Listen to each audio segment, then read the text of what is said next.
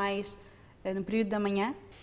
Quando o componente é muito endógeno, não é muito causal, isto é, quando não houve uma razão muito lógica para eu estar em baixo, quando é uma manifestação da minha fragilidade, a depressão manifesta-se sobretudo na manhã.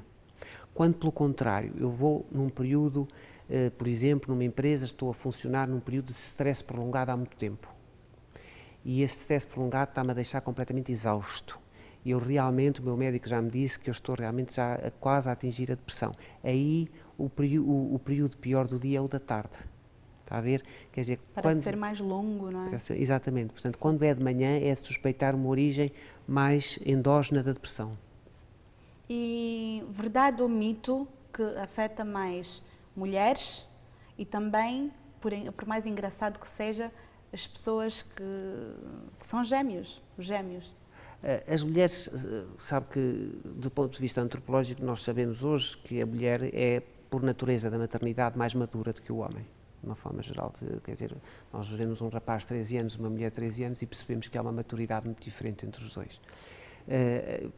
Como digo, porque antropologicamente a maternidade é muito mais séria do que a paternidade. E claro que a depressão tem a ver com uma visão lúcida e madura do mundo. Uhum.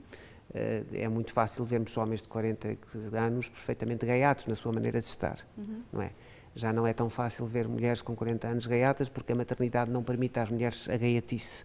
Portanto, é evidente que a depressão atinge mais as mulheres porque a vida é mais difícil. Não estou a dizer que o mundo seja mais difícil para as mulheres, estou a dizer que a natureza de ser mulher é mais difícil, tem encargos superiores, são elas que respondem pela sobrevivência da espécie e pela alimentação das crias.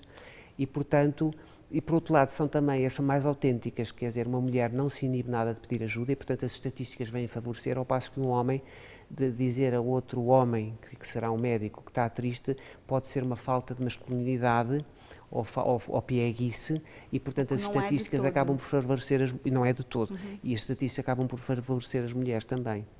Até que ponto é que a depressão pode afetar o raciocínio? Afeta porque a depressão faz um desencanto com as coisas e nós, para termos um raciocínio criativo e fluente, temos que estar minimamente empenhados e com algum interesse naquilo que estamos ou a estudar ou a falar consigo, ou o que seja, temos minimamente empenhados.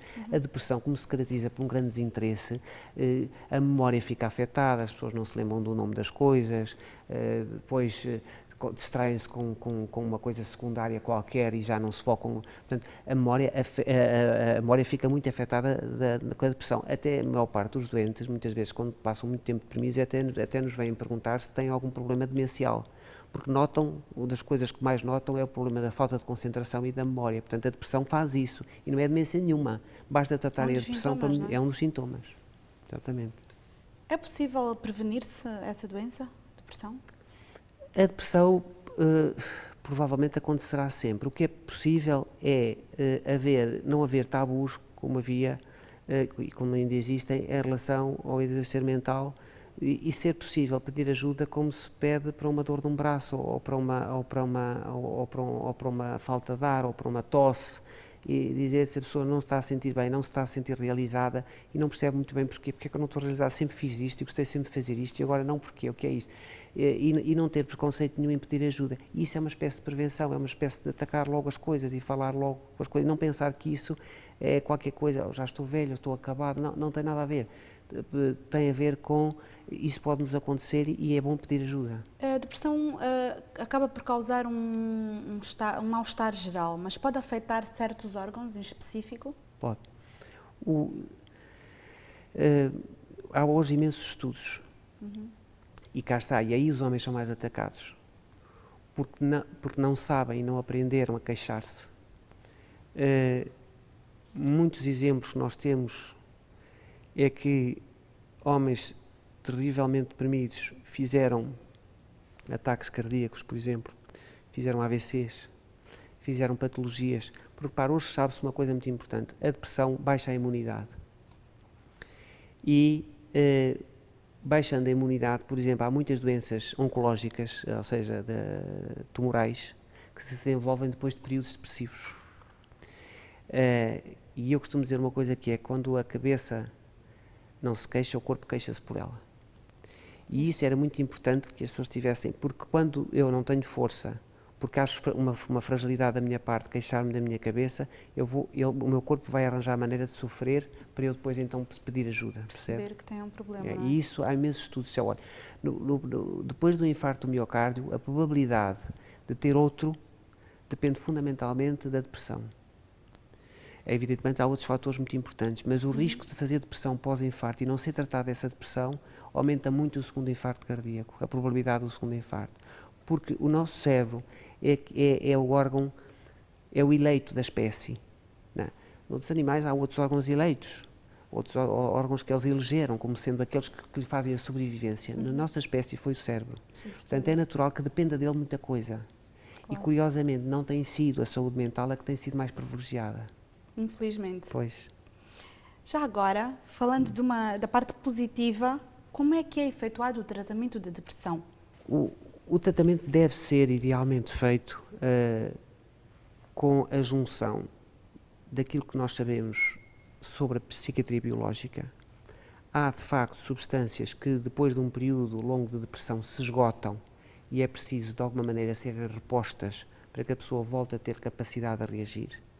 Mas há também necessidade de fazer e de ver dentro de nós o que é que se passou realmente para que essa fragilidade fosse vivida com tanto sofrimento.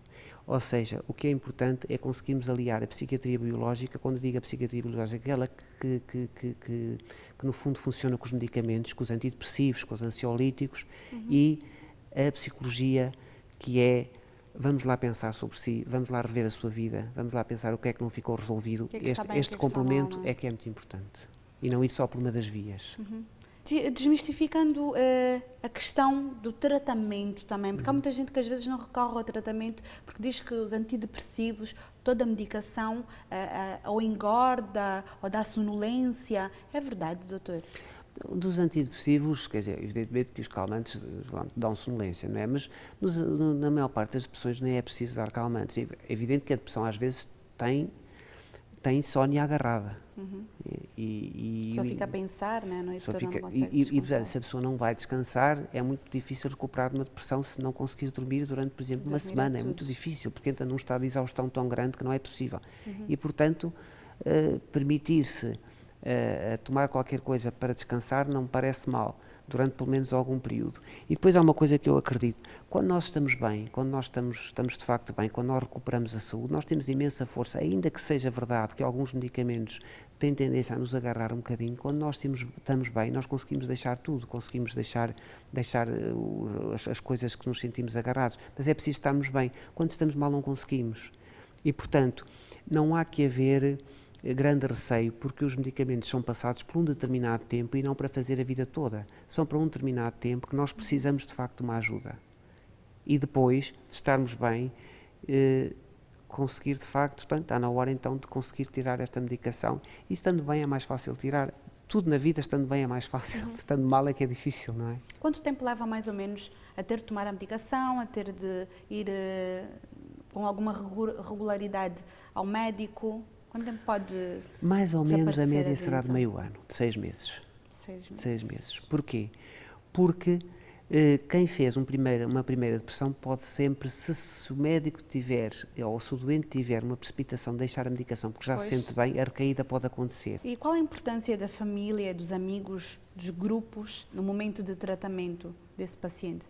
É fundamental. Aliás, eu acho que os países do planeta que têm mais depressões são justamente aqueles onde a família se põe mais em causa, onde as famílias estão mais ausentes, onde as pessoas mais frágeis estão cada vez mais sós, e isso em que se perde muito os valores humanos, os afetos, e onde se ganha sobretudo aquilo que eu dizia há bocado, o valor por aquilo que se é no sentido profissional e não o valor que é sermos queridos uns dos outros, não é? Gosto de tipo que és querido, ou gosto de tipo que és... Quer dizer, quando se perde isto, os países adoecem muito.